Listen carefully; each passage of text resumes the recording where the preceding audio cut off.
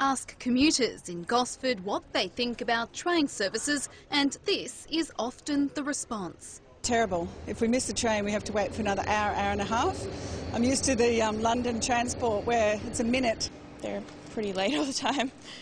The New South Wales opposition says travellers have every right to be upset. Afternoon peak services on the Newcastle and Central Coast line failed to meet arrival times for 15 out of the last 19 weeks. After all of the promises about a better timetable, what these government figures are showing is that people on the Central Coast are late home almost every day.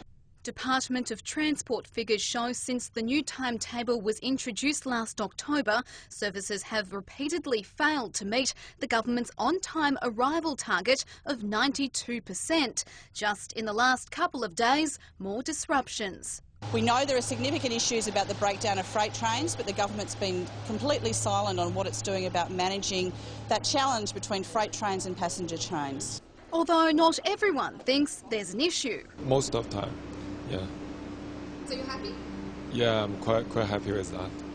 A New South Wales TrainLink spokesperson says it's committed to providing a reliable service, but sometimes delays occur due to issues outside of its control. When Parliament returns, I intend to ask a series of questions to the Minister to ask her to explain why these trains are late and what they're actually going to do about it.